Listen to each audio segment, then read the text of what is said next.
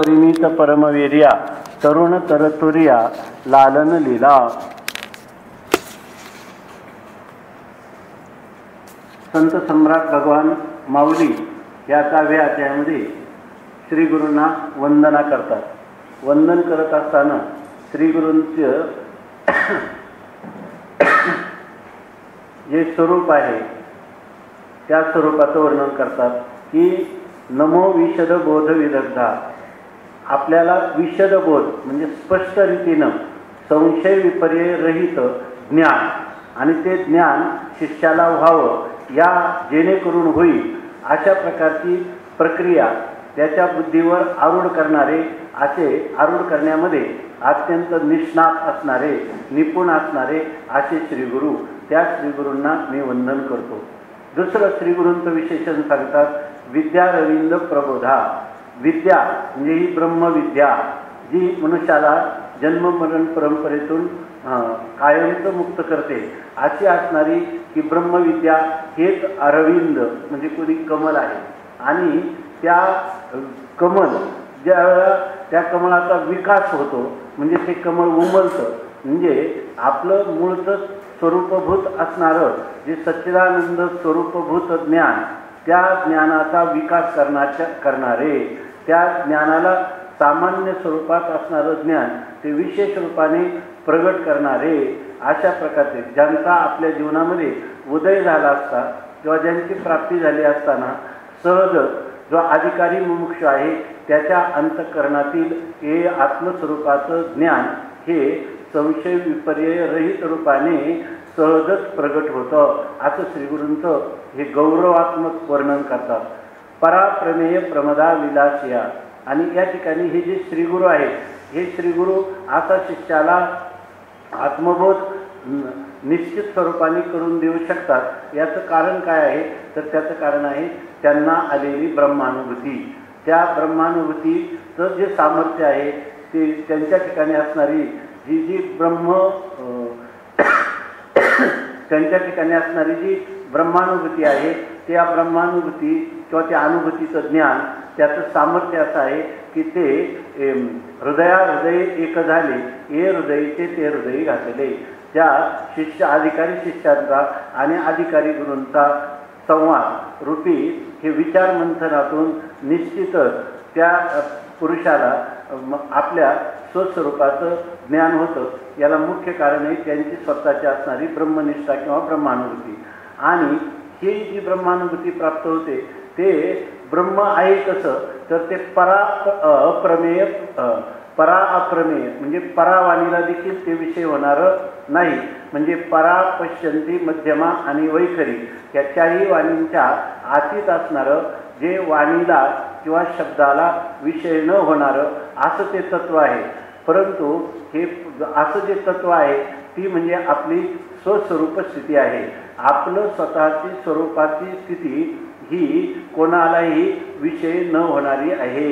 म्हणजे कोणत्याही वाणीला जी विचाररूप वाणी असो किंवा स्थूल असणारी जी अभिव्यक्त होणारी वाणी असो त्या कोणत्याही वाणीला विषय न होणारं असं हे परमतत्व आहे। आणि तीच कोणी प्रमदा आहे। प्रमदा म्हणजे प्रकर्षेन माध्यते इति प्रमदा म्हणजे जी आपल्या अंतःकरणामध्ये आनंदाचे दोही आनंद तरंग आनंदाच्या लाटा उसळवते आणि तिच्याविषयी मनुष्याला अत्यंत प्रीती निर्माण होते।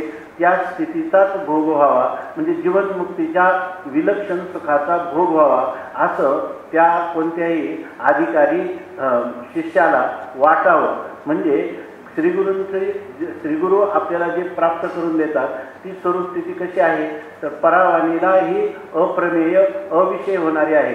परंतु ती स्थिती म्हणजे कोणी प्रमदा आहे। म्हणजे प्रमदा म्हणजे ज्या वेळेला तिचं विशेष रूपाने ती स्थिती आपल्याला कळेल त्यावेळेला मनुष्य उन्मत्त होतो। म्हणजे तो बालवत किंवा त्या एखाद्या लहान बालकाप्रमाणे होतो, पिशाच्यवत असंही त्याचं वर्णन सांगितलं। एखाद्या पिशाच्याप्रमाणे होतो किंवा तो उन्मादग्रस्त जसा एखादा व्यवहारातला उन्मादग्रस्त पुरुष एखाद्या कैफ किंवा धुंदी ज्याने निर्माण होते अशा एखाद्या विषारी वनस्पतीचं किंवा जी कैफ आणणारी धुंदी आणणारी उन्माद करणारी अशी जी स्थिती आहे त्याप्रमाणे परंतु हा जो पुरुष आहे याचं पर्यवसान दुःखात होतं. जो व्यवहारातला पुरुष उन्मादग्रस्त आहे त्याचा परिणाम त्या आपण सकाळीच पाहिलं, सुरुवातीला ही अमृतासारखी आहे परंतु नंतर मात्र ती विषासारखी आहे. परिणामे विषमिव. पण इथं मात्र काय, यत्तदग्रे विषमिव परिणामे अमृतोपमम. परिणामाला जे अमृत स्वरूप आहे म्हणजे अविनाशी अशा आनंदाच्या नित्य नूतन उत्तरोत्तर वृद्धिंगत होणाऱ्या लाटा जिच्यामध्ये उसळतात अशा प्रकारची ही स्वरूपस्थिती आहे. तिला म्हणतात पराप्रमेय प्रमदा. आणि त्या स्वरूपस्थितीबरोबर हा विलास करतो म्हणजे क्रीडा करतो. म्हणजे लीलेने ही स्थिती जी आहे ती त्याच्या तळहाताच्या आवळ्याप्रमाणे त्याला स्पष्ट असते. तिचं त्याला यथार्थ ज्ञानही आहे आणि त्याला त्या स्वरूपस्थितीचा उपभोगही होतो. अशी असणारी जी निरुपाधिक निर्विशेष अवाच्य स्थिती तिचा त्याला जो भोग होतो त्या भोगाला अनुसरून या ठिकाणी त्याला म्हणतात की पराप्रमेय प्रमदा विलासी. अहो अशा ज्या श्रीगुरु त्या श्रीगुरूंना नमो, माझं वंदन असो. म्हणजे परावाणीला अप्रमेय म्हणजे अविषय असणारे जी स्वरूपस्थिती, ती स्वरूपस्थिती हीच कोणी प्रमदा. आणि त्या प्रमदेबरोबर ज्याचा विलास होतो म्हणजे जो कधी कधी त्या स्थितीच्या स्वरूपाची एकरूप होऊन जातो. ज्या वेळेला तो बाह्य आपल्या स्वतःच्या स्वरूपाला किंवा आपला देहाभिमानात विवर्जित होतो त्यावेळेला तो त्या स्वरूपस्थिती रूपच होऊन राहतो. आणि ज्या वेळेला तो वृत्तीवर येतो त्यावेळेला त्या स्वरूपाची त्या स्वरूपस्थितीबरोबर तो क्रीडा करतो आणि ते लीलेने करतो. जसं मुमुक्षुला अगोदर हे इंद्रिय संयमामध्ये अत्यंत कष्ट होतात तसे कोणत्याही प्रकारचे कष्ट न होतात लीलया सहजच तो या स्वरूपस्थितीबरोबर मध्ये रममान होतो. असे असणारे जे श्रीगुरु त्यांना वंदन असो. आपण सकाळीच पाहिलं की यामध्ये श्रीगुरूंची लक्षणं पण सांगितली. श्रीगुरु कसे असावे, ते श्रोत्रिय असावे, ब्रह्मनिष्ठ असावे, उदार अशा स्वरूपाचे असले आणि तर अशा गुरूंच्या सानिध्यात जर सत्शिष्य म्हणजे अधिकारी जर आला तर त्याला ह्या अशा प्रकारचा श्रीगुरूंचा व्यवहार जो आहे तो व्यवहार त्याला दृष्टीगोचर होतो, अनुभवाला येतो. नमो संसार तमसूर्या. दुसरी ओळी, नमो संसार तमसूर्या अपरिमित परमवीर्या तरुण तरतुर्या लालन लीला. आता यानंतर श्रीगुरूंचं वर्णन करताना श्रीगुरूंचा म्हणतात की संसार तम सूर्या.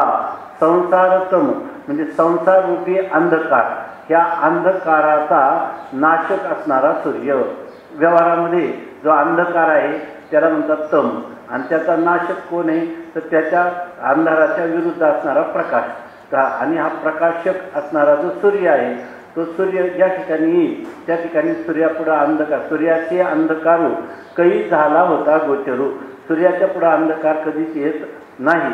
त्याप्रमाणे हा संसारतम या ठिकाणी संसारतम म्हणजे संसार नाम पुनरपि जननम पुनरपि मरणम पुनरपि जननम पुनरपि जननी जठरे शयनम इह संसारे.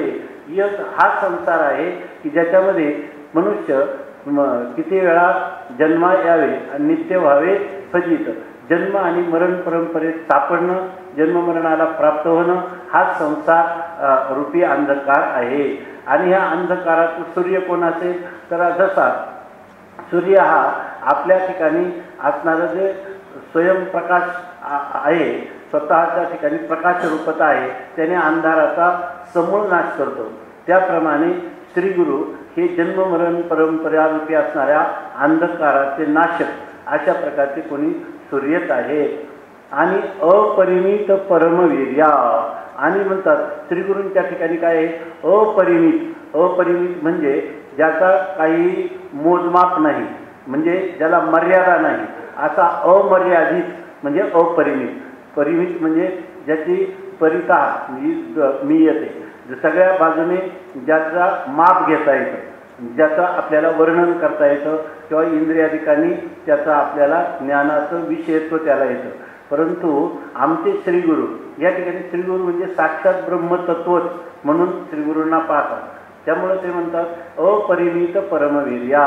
अपरिमित म्हणजे अमर्यादित असणारं, परम म्हणजे सर्वांपेक्षा अधिक असणारं, सर्वोत्कृष्ट असणारं जे वीर्य म्हणजे पराक्रम ज्यांच्या ठिकाणी आहे. आता सर्वोत्कृष्ट पराक्रमी शत्रू आहेत. आता हे जे श्रीगुरु आहेत ते काही लढाईवर जाऊन हे कोणाच्या शत्रूंचा, हे जे व्यावहारिक शत्रू आहेत त्यांचा नाश करतात असं नाही, आणि असं त्यांचं वीर्य म्हणजे पराक्रम आहे असं नाही. इथं पराक्रम कोणता आहे? काय जिंकावा संसार येणे नावे तरी शूर, येर कायती बापुडी किर अहंकाराची घोडी. इथं संसार जिंकणं, जिंकावा म्हणजे जन्ममरण परंपरा आपण जिंकावी म्हणजे त्या जन्ममरण परंपरा खंडित करावी, जन्ममरण परंपरा उर्वरित ठेवू नये. तुका म्हणे एका मरणेची तरे. आता एकदा आपल्याला मरण जर आलं की यानंतर येण्याची शरीरा येणे तरे, किंबहुना येरधारे चिरापडे. हा आपला शेवटचा जन्म ठरावा. आणि याला म्हणतात की हे जे संसार आहे त्या संसार रूपी अंधकाराचा नाश करणारा हा सूर्य आहे, आणि याच्या ठिकाणी अपरिमित म्हणजे अमर्यादित अशा प्रकारचं परम सर्वोत्कृष्ट वीर्य म्हणजे पराक्रम आहे. म्हणजे त्याने या संसाराला जिंकलेला आहे. संसार तो कोण लेखे म्हणजे संसार कोण आहे तर त्या संसाराला जिंकणं म्हणजे आपल्या आत्मस्वरूपाचा आणि संसाराचा. आपल्या ठिकाणी जो संसार आहे, मी जन्ममरण धर्मवान आहे, मी सुखी दुःखी आहे, मी कर्ता भोक्ता आहे, मी बद्ध किंवा मुक्त आहे, अशा प्रकारच्या ज्या धारणा आहे त्या सर्व या ठिकाणी संसाराला प्राप्त झालेल्या जीवाच्या ठिकाणी दिसून येतात. परंतु जेव्हा हे सर्व माझ्या ठिकाणी कर्तृत्व भोक्तृत्व आहे तर मी कोण आहे आणि कर्तृत्व भोक्तृत्व काय आहे? मी शरीर आहे तर शरीर काय आहे आणि मी काय आहे?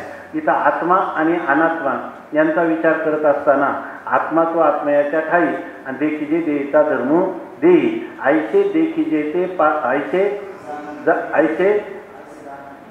ऐसे जाणणे ते पायी आन आहाती. या ठिकाणी मी म्हणजे कोण आहे तर त्या ठिकाणी मी म्हणजे हे शरीर आहे का, मन आहे का, बुद्धी आहे का, असा विचार करणं.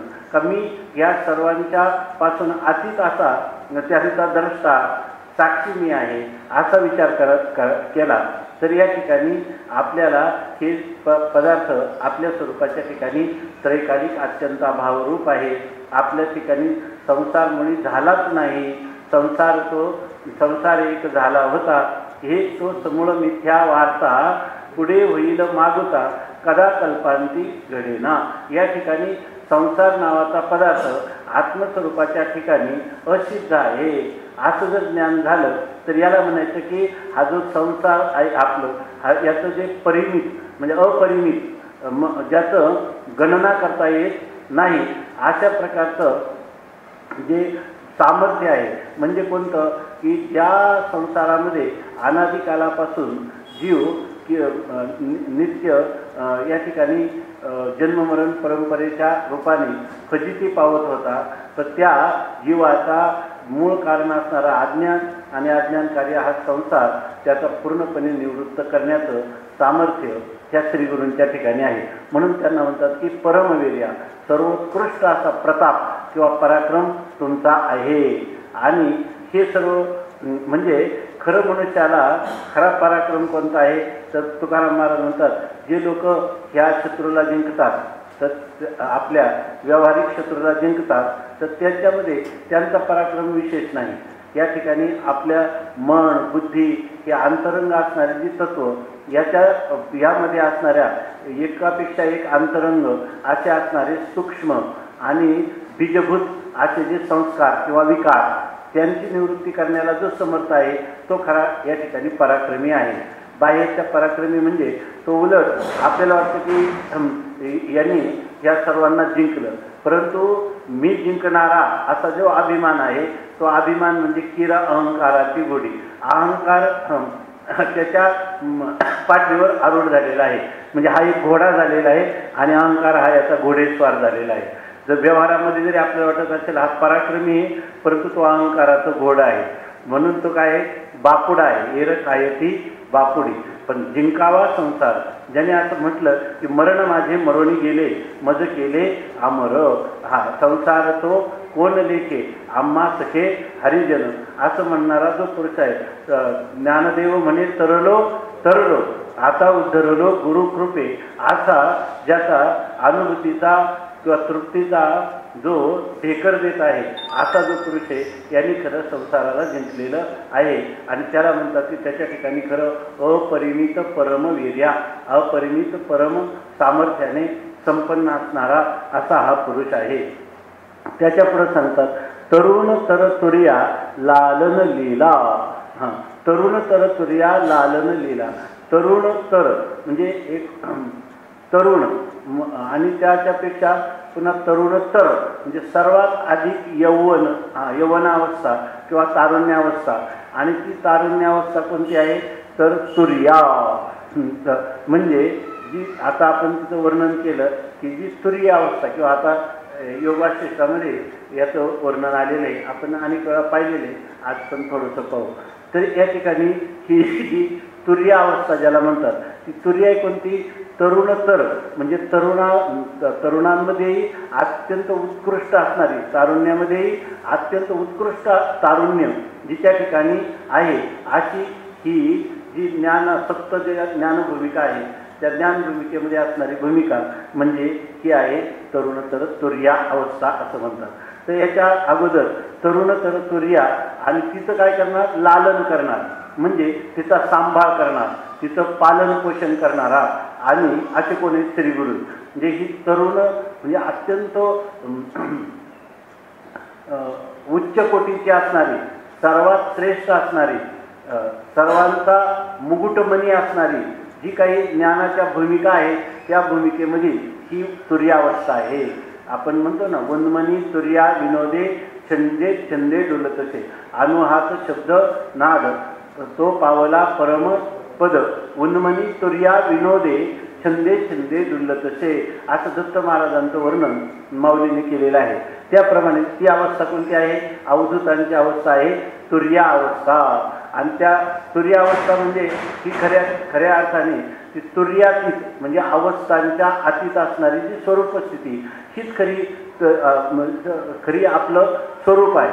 परंतु त्याला सोडून ह्या अंतःकरणाच्या माध्यमातून या ठिकाणी या सप्तभूमिकेचं वर्णन केलेलं आहे.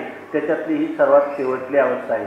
तर ह्या ज्ञानाच्या भूमिका वर्णन करत असताना एक ज्ञान भूमिकाचा उपदेश करणारी या ठिकाणी एक उत्पत्ती प्रकरण जे योगवासिष्ठात आहे, तर त्या योगवासिष्ठामध्ये ह्या अवस्थांचं थोडक्यात वर्णन केलेलं आहे. त्याचा थोडा अनुवाद आपण पाहू. तर वशिष्ठ मुनी रामचंद्र प्रभूंना या ठिकाणी उपदेश करत असताना या सप्तभूमिकेचा विचार जे योगवासिष्ठातलं उत्पत्ती प्रकरण आहे त्या प्रकरणामध्ये सांगतात.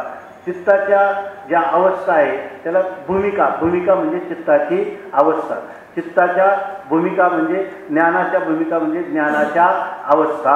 आत्मज्ञानी पुरुष जेव्हा आत्मज्ञान संपादन करतो तेव्हा तो कोणकोणत्या क्रमाने कोणत्या एका अवस्थेतून दुसऱ्या अवस्थेपर्यंत जातो त्याचं वर्णन या ठिकाणी केलेलं आहे.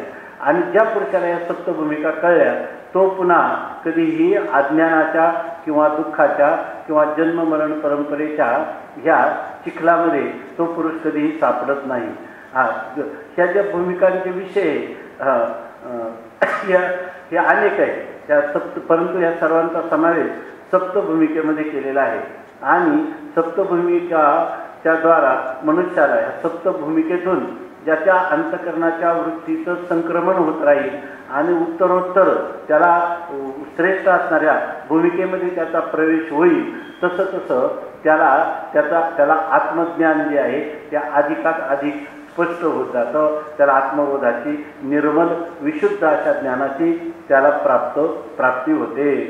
आता ज्ञान म्हणजे काय, तर आपल्या स्वस्वरूपात राहणं हेच खरं ज्ञान आहे. बाकीची ज्ञान म्हणजे आडनावाचे ज्ञान आहे. आपल्याला आपल्या स्वरूप महिमेमध्ये स्थित होता आलं की समजायचं की ह्याला ज्ञान झालं. म्हणून स्वरूपावस्थेमध्ये जगणं याचं नाव ज्ञान आहे, असं वशिष्ठ मुनी रामचंद्र प्रभूंना त्यांना त्या वयाच्या 16व्या वर्षी उपदेश करतात. आणि ह्या 7 भूमिकेत कोण राहतो तर जीवनमुक्तीच्या ह्या अवस्था आहेत. ज्या वेळेला मनुष्याला जोपर्यंत अंतःकरण आहे, देह आहे आणि आत्मा आहे, तर आत्मा तर नित्यच आहे, परंतु आत्मा आणि अंतःकरण यांचा संबंध आहे. संबंध आहे म्हणजे तो वास्तव नाही, तर तो आध्यात्मिक तादात्म्य संबंध आहे. अशा वेळेला जोपर्यंत त्या एखाद्या महापुरुषाला ज्ञान झालं तरी प्रारब्ध शेष आहे, अविद्या लेश आहे, तोपर्यंत त्याचं शरीर आणि अंतःकरण जोपर्यंत आहे तोपर्यंत त्या पुरुषाला जीवनमुक्त असं म्हणतात. आणि ह्या जीवनमुक्तीच्या 7 अवस्था आहेत. आणि ह्याच्यानंतर ज्यावेळेला तो शरीराचा परित्याग करतो त्यावेळेला त्याला जी आपली मूळची असणारी स्वरूपस्थिती प्राप्त होते तिला विदेह कैवल्य असं म्हणतात. आणि जोपर्यंत अंतःकरण आहे, देह आहे, तो प्रारब्ध लेश आहे, तोपर्यंत त्या पुरुषाला जीवनमुक्त असं म्हणतात. म्हणजे तो जीवनमुक्त झाला तोच देहपातानंतर विदेह कैवल्याला प्राप्त होतो. ज्याला जीवनमुक्ती नाही त्याला विदेहमुक्ती त्या पुरुषाला प्राप्त होणार नाही. कारण येची देही याची डोळा भोगुमुक्तीचा सोहळा, याच देहामध्ये त्याला जीवनमुक्ती ज्याला कळली, या जीवनमुक्तीचा ज्याचा निश्चय झाला, आत्मस्वरूपाचा निश्चय झाला, तोच पुरुष ज्या वेळेला प्रारब्ध लेश भोगून संपतो त्यावेळेला विदेह कैवल्याला प्राप्त होतो. अशा प्रकारचं सांगितलं. आता या भूमिका ऐका म्हणतात. तर प्रथम भूमिका आहे शुभेच्छा, दुसरी सुविचारणा, तिसरी तनुमानता, चौथी सत्वापत्ती, 5वी असंसक्ती, 6वी पदार्थाभाविनी आणि 7वी अवस्था जी आहे तिला तुरिया असं म्हणतात. आता त्या तुरिया अवस्थेला, ही तुरिया अवस्था सर्वात श्रेष्ठ अवस्था आहे. आणि या अवस्थेला प्राप्त झालेला पुरुष कधीही शोक करत नाही, तर तो शोकातीत होतो, शोकरहित होतो, त्याचा शोक नाश होतो आणि तो परमानंदाला प्राप्त होतो, जीवनमुक्त अवस्थेला प्राप्त होतो, असं त्याचं वर्णन केलं. तेव्हा आता या अवस्थेचं वर्णन सांगत असताना सांगतात की हे रामा, ज्या मानवाच्या हृदयामध्ये असा विचार होतो, कोणती पहिली अवस्था कोणती? शुभेच्छा. शुभेच्छा, ते शुभेच्छा कशाला म्हणतात तर त्या मनुष्याच्या अंतःकरणामध्ये असा विचार उत्पन्न होतो की अरे मी तर महामूढ, अशा प्रकार देवा मी अनाथ, अपराधी, कर्महीन, मतिमंद बुद्धी, अशा प्रकारचा मी महामूढ आहे. मी माझी जी बुद्धी आहे त्या बुद्धीनं सत्याचा त्याग केलेला आहे आणि मिथ्या, अनित्य, अनेक दोषांनी युक्त, परतंत्र अशा विषयांच्या ठिकाणीच माझी बुद्धी लागलेली आहे. म्हणून आता माझ्या जीवनामध्ये मी सत्शास्त्राचा विचार केला पाहिजे, संतांची संगती केली पाहिजे, वैराग्य धारण केलं पाहिजे आणि निरंतर हा अभ्यास केला पाहिजे. असं सत्य काय आणि असत्य काय याचा सदसद विवेक मी केला पाहिजे आणि असत्याचा परित्याग करणं हे फार आवश्यक आहे. त्याच्याशिवाय माझ्या जीवनामध्ये माझं परम कल्याण होणं कधीही शक्य नाही. अशा प्रकारचं त्याच्या अंतःकरणामध्ये एकदा विवेक निर्माण झाला, ही धारणा त्याची दृढ होऊ लागली की समजायचं त्याच्या अंतःकरणामध्ये शुभेच्छा ही प्रथम ज्ञानभूमिका उत्पन्न झालेली आहे. आणि याच्यानंतर शुभेच्छा झाल्यावर शुभेच्छा सुविचारणा.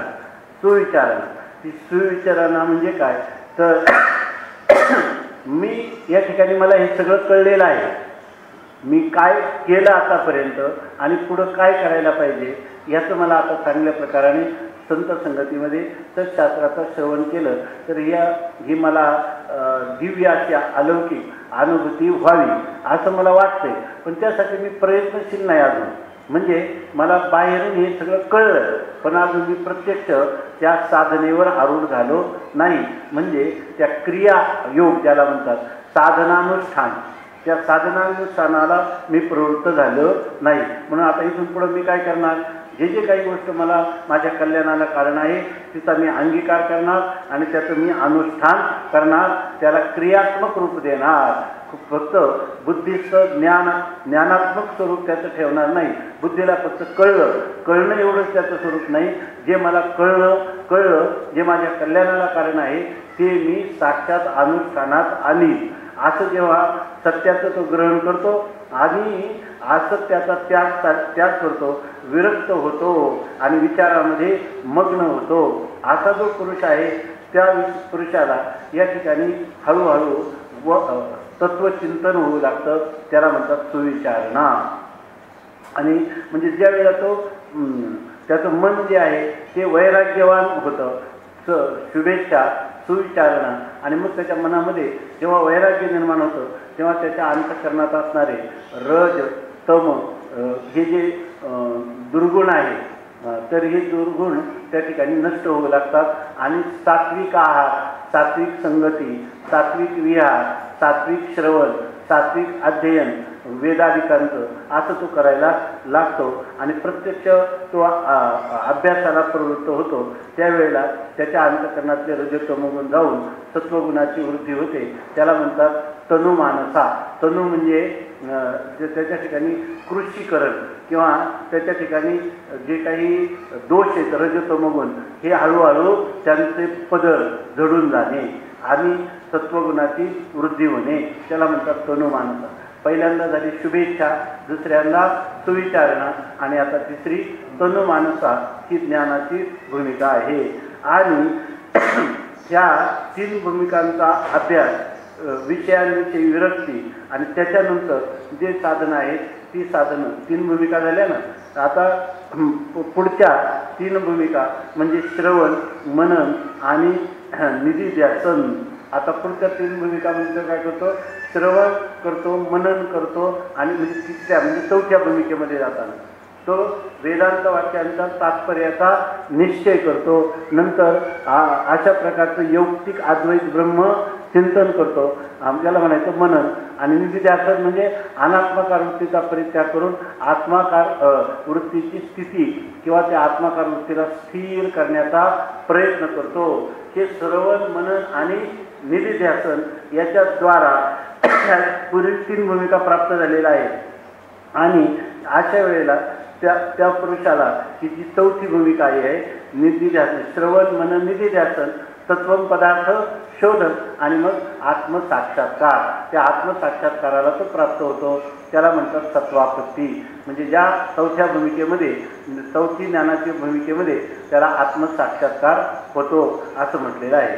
आणि ह्या 4 भूमिका झाल्या, परंतु ह्या 4 भूमिका झाल्यानंतर अशा पुरुषाला जगत दिसतं की नाही, जगत त्याला दिसतं. परंतु या ठिकाणी ही जी असंसक्ती नावाची 5वी भूमिका आहे त्याचं चित्त हे कोणत्याही अवस्थेच्या फलामध्ये आसक्त होत नाही. म्हणजे मला स्वर्गातलं सुख असावं किंवा ऐहिक सुख असावं असं त्याचं मन कुठलंही ऐहिकीचे का पारसरीचे भोग पायिक झाल्या इच्छेचे परी भोगावे हे नव्हते मना माझी. त्याला कोणत्याही विषय भोगावा, जरी अनुकूल विषय प्राप्त झाला तरी अंतःकरणात त्या विषयाच्या प्राप्ती, त्या विषयाचा भोग आणि भोगजन्य आनंद मला प्राप्त व्हावा असं त्याला कधीच वाटत नाही. याला म्हणतात असंसक्ती. क्षय बंधने म्हणजे जे आपल्याला बांधून टाकतं. विषय भोगजन्य आनंद, त्या आनंद आपल्याला बांधून टाकणार आहे, परंतु त्याला त्या पदार्थाच्या भोगाची इच्छाच होत नाही.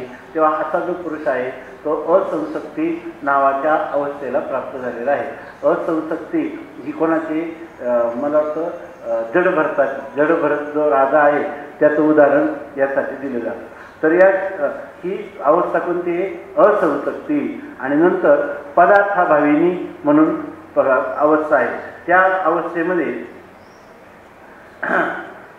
जो दृश्य प्रपंच आहे त्या दृश्य प्रपंचाचं जवळजवळ विस्मरणच होऊन राहतं. मन जे आहे फक्त आत्म्याच्याच विचारामध्ये आत्माचा आनंद भोगतं, विषयानंदाचा विचार करून काय त्यांनी सांगितलं, इंद्रिय जी आहे ते विषयाची संगती करण्यातच विसरून जातात. मनामध्ये विषयांचा चिंतन त्याच्या अंतःकरणात उद्भवतच नाही आणि चिंतनाची जी धारा प्रवाह आहे तो फक्त काय आहे, पुन्हा पुन्हा वृत्ती आत्माकारच होत राहते. असा जो पुरुष आहे त्याला म्हणतात की पदार्थाभाविनी. त्याच्या दृष्टीनं जे हे भौतिक पदार्थ आहेत त्या पदार्थांचा शरीरादी प्रपंचाचा त्रैकालिक आत्यंताभावच आहे असं समजून तो त्या ठिकाणी पदार्थाभाविनी ही अवस्था भागवतामध्ये तो ऋषभदेव, त्या ऋषभदेवाची ही अवस्था सांगितलेली आहे. आणि ही 6वी भूमिका झाली की त्या भूमिकेमध्ये काय जगाचा विसर आणि आत्मचिंतन, पूर्ण जगाच्या विस्मृतीपूर्वक केवळ आत्मचिंतन होत राहतं. तेव्हा याला म्हणतात ऋषभदेवाची असणारी जी ही 6ष्ठ भूमिका, 6वी भूमिका, तिचं नाव आहे पदार्थाभाविनी. आणि त्या पदार्थाभाविनीचा अभ्यास तो मनुष्य नाही करायचं म्हटलं तर पूर्वसंस्काराने पुन्हा पुन्हा तोच अभ्यास आत्माकारक वृत्ती करत राहतो. वृत्ती प्रयत्ना वाचून आत्माकार होत राहते.